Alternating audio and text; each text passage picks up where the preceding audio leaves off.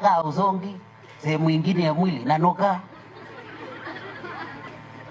kichwa nayo inanuka. Ukianza kuzungumza watu wanasema twende, kwa sababu you are very antisocial. So kana watu na zingine una mess wanakuambia wachi ujinga, style up. Umeundwa socially corrected.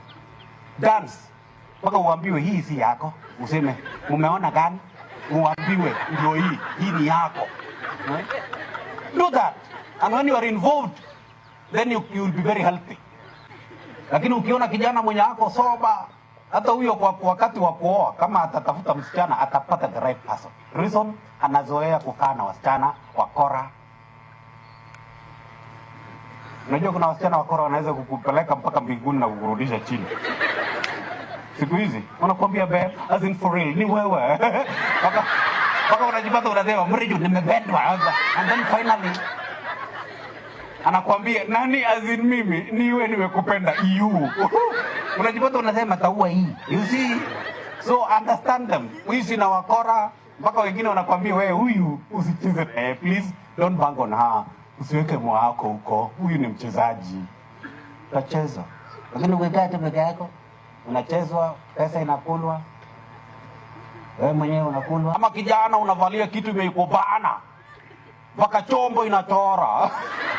Hii bana, inaonekana wazi ati sasa wewe ndio pro wa maneno.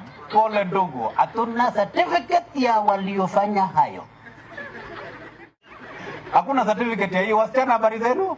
Hakuna certificate ya kuonekana msupu. Tangangana hapa uvae masuruali fupi fupi, uvae zile ambazo zinaonyesha sehemu fulani mpaka unasema ni kama haikuonekana, because you are prioritizing on things that are not there. By the way, utatoka hapa umechakaa vizuri, utatumika takulwa. I was asking some Christians the other day, mbona hamkuji kanisa siku hizi? Wanasema pastor, I know even after prayer at home I am okay. Kaambia poleni, fellowship is very important, you must be here so that uone watu wengine wakilia. Ndio kuna watu wakifika kanisa wanatoa taabu yao mpaka inakusaidia kuelewa kumbe kuna watu wanapitia makubwa kuliko mimi. And I like the Pentecostals wakati wanasema sasa ni wakati wa kuzungumza na Bwana. Nena na Mungu wako. Unasikia mtu anasema Jehova shuka, mume wangu mwenye amenitesa for all these years, namleta mikononi mwako. That one alone inamsaidia mwenye wako karibu na yeye aseme kumbe sio mume wangu peke yangu ndiye ananitesa. Understand?